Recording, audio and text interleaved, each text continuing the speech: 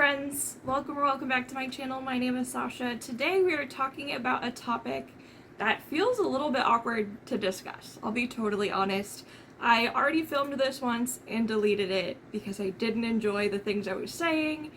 We're talking about money, okay? And I've already done a video on what it's like to have a K-pop reaction channel and what monetary gain I get from having this reaction channel, and I was very transparent. I had screenshots of what my ad revenue is. For some videos, my good videos, I make like 50 cents. Let that sink in. And then for other videos, I'm making 0.0002 cents. And these are videos that do not include anything with music, anything with a music video, anything that isn't like a vlog or just a talking video or like a writing video or coloring video or anything like that.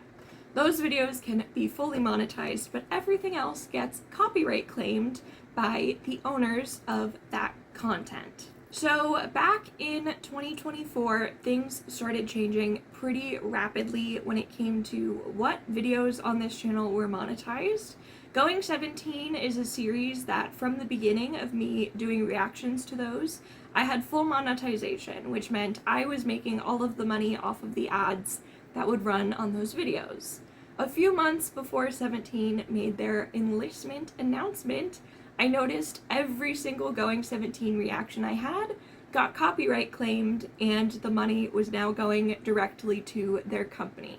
Makes total sense. I'm not salty or angry about it. That is a great business move to make when you know that you're probably going to be losing a bit of money while those members are enlisted and you can't have full OT13 comebacks for a few years. Yeah, you're gonna take the money from where you can get it, even from really small creators like me who are making 50 cents on those videos. Or was making 50 cents on those videos. Enjoy the 50 cents. Another group who was a little bit different, it was an ad sharing or revenue sharing situation, was KQ with ATEEZ and Zykers. Last year, they started taking full ad revenue back instead of splitting it in half with me. I have no idea why they started doing that, but it is a thing that changed last year as well. And then YouTube itself has put out some information on changes coming to ads in 2025. As of right now, this is intended to roll out for every content creator in May of this year. I am sort of hoping that through the beta testing that is going on with other creators, this will get amended or changed or just not rolled out at all. There's a creator I watch on BookTube called Elliot, and she has this already implemented on her channel. So she has been able to try and play with it and see what changes she can make to make this work positively for her. She did an entire video about what the changes are, how it affects her channel, and how it's going to really negatively impact her, but especially smaller creators. So please, I'll leave the link down below. Check that video out for more in-depth information and a sort of behind-the-scenes look at ways that she is trying to overcome the issues we're going to be facing. Essentially, some YouTube speak for a minute here. If you have a video that's over 8 minutes long, and there is no copyrighted content in that video. So that would be like this video today. It's just gonna be me talking to you. It's probably gonna be over 8 minutes long because I'm gonna yap. And there won't be any music playing, there won't be any music videos, it will just be all my content. There would be an ad put in the beginning of the video, there would be an ad placed in the middle of the video, and an ad placed at the end of the video. Creators have the ability when they are uploading their video to choose where they put the ads, and I don't ever mess with this feature because I don't really know a lot about it. So I just let YouTube make the best decision for me and my channel and just put the ads where it wants, and that's that. The changes coming means that YouTube is going to try and find a good pause in your video, or a good place, a logical place to put an ad. This is not going to be done by a human watching your video, as far as I know. It's going to be done by a program of some sort. And if there isn't a big enough pause, or if the program doesn't find a good place to run an ad, it's not going to. So that means creators will now only have the ad at the beginning of the video and the ad at the end of the video. This changes a bit when we're discussing videos that are longer than 8 minutes. Sometimes you can have 2 ads roll in the middle of a video. So there are some additional things to consider. I'm just trying to make it as easy as possible to understand for someone who's never posted a YouTube video, has never had a monetized channel, doesn't know anything about this kind of stuff. What this means for creators like me, who has almost no videos monetized on this channel to begin with, is that my potential to run ads is going to diminish greatly. I'll have the ad at the beginning and the end, but chances of me having ads anywhere else sound like they're going to be pretty low. And I say that because Elliot in her video shows that she edited her videos in 3 different ways: to put pauses, to put transitions, and to put space. Where she stops talking, the screen goes black, and it looks like, hey, this is a great place to put an ad, and the YouTube program didn't put any additional ads in her video. It just put the ad at the beginning and the ad at the end. So that to me sort of makes it seem like we're gonna not all have the best experience as creators trying to monetize these videos and earn anything back from them. YouTube's whole point, from what I understand, is to make the user experience a little bit better. Instead of an ad randomly popping up in the middle of a sentence or a conversation in the video, they're trying to find more intuitive places to put the ads. However, it doesn't seem like their programming is advanced enough to actually find the best place or any place for the ad. So while the user experience might improve overall, it seems like the content creator experience is going to suffer a little bit in exchange. So just something to think about. Because of these changes, I have decided to update my Patreon. And before we get to Patreon, I also want to mention this currently only affects this channel, and my BookTube channel, which I created last year, was a way to try and get more traction on my videos over there and to create sort of a copyright-free channel. So because this channel has so many copyright claims, I have a lot of restrictions. For example, I can't have YouTube memberships on this channel, and some other restrictions are included as well. That channel is fresh, totally new. It's just me talking at people, and because of the nature of the content, there are no copyright claims on those videos, which means if and when I ever get that channel monetized, which there are requirements to get there, and I am a long way away from meeting those requirements, my channel will have a better chance at being more financially profitable, financially stable, and give me some sort of return for all the work I'm putting out. So if you haven't already, and you're interested in books and writing and art, please head on over to that channel. It's always linked down in the description below, and consider subscribing, because subscribers is one of the requirements I need to meet before I can become monetized. So now that we have that out of the way, I have 2 YouTube channels. This one that you're watching right now is a channel that's monetized, but almost all of my videos on this channel get copyright claims, which means I don't make anything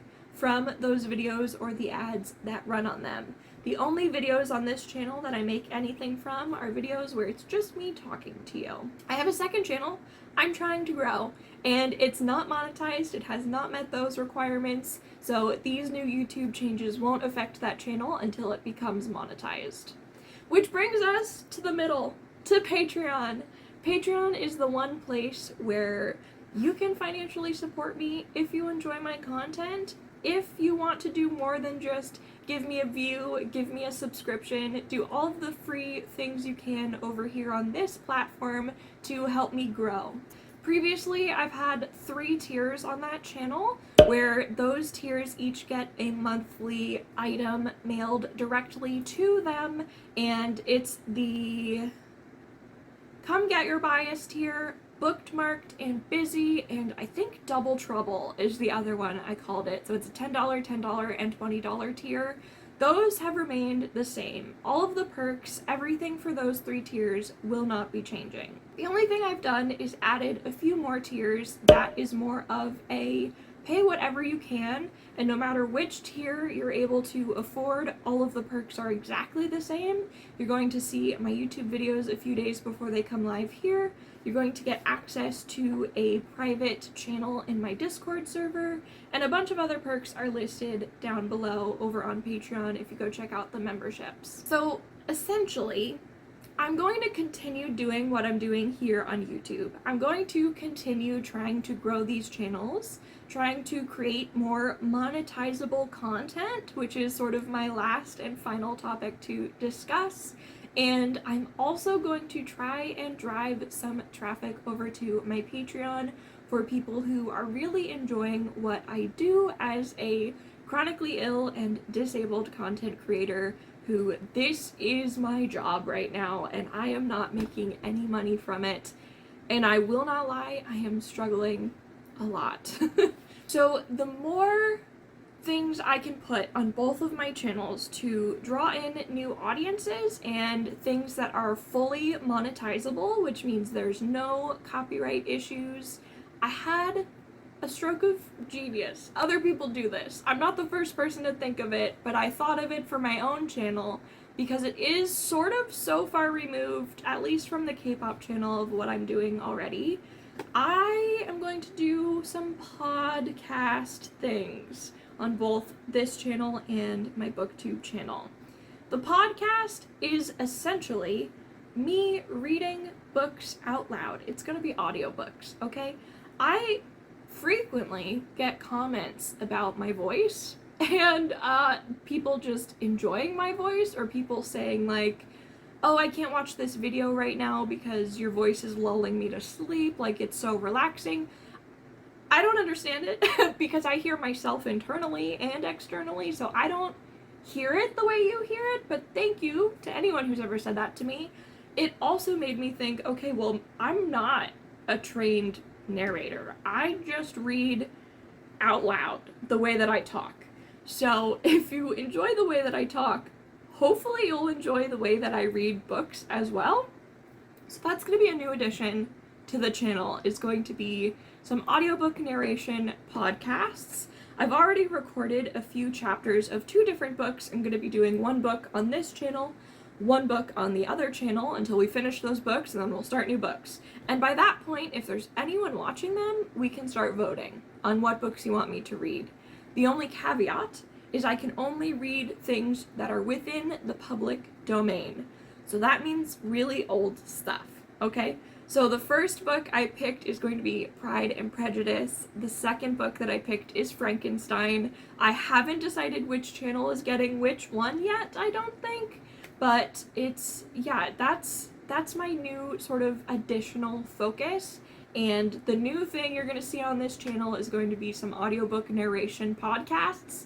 So don't be shocked, I'm not going to stop doing K-pop. It's in addition to everything I'm already putting out, including all my Kpop reactions, my epic reactions, and including some probably like ASMR type videos, color with me, paint with me, write with me when I start writing my novel again. I'm gonna be doing everything I can in addition to what I'm already posting to get some traction on videos that are monetized, and also in order to monetize my second channel. So changes are coming, changes are in the works, but it should not impact your viewing experience whatsoever, because I am not taking away anything I'm currently doing. I'm spitballing more things at the wall and seeing what sticks, to be totally honest. If you're still here, thank you so much for watching. I think I covered everything I needed to talk about in this video. It has been, 2025 has been a year, and I am just doing everything I can to stay creative and to stay positive, and it is extremely challenging. And I hope that if and when you come to either of my channels, you have a good time while you're here, and we can sort of just disassociate from the world for at least like 20 minutes together. That's all I have for you today. I hope any of what I said makes sense. Please, if you want more intelligent information about what's going on with YouTube, check out Elliot's video. She did an incredible job explaining it, and I had heard rumblings of this, but it was the first time I'd seen a creator who's in the beta testing of this program, and I was like, oh, this is bad for us. This is not gonna go well. So that was really eye-opening for me and made my gears start turning in my little noggin, okay? I need to go. I've already said this again. I'm gonna just go. Thanks for being here. Thank you so much for watching. All the links of things that I mentioned are down in the description. I'll see you next time. Bye! I love everything. Fire spreading all around my room. My world's so bright, it's hard to breathe, but that's alright. Hush.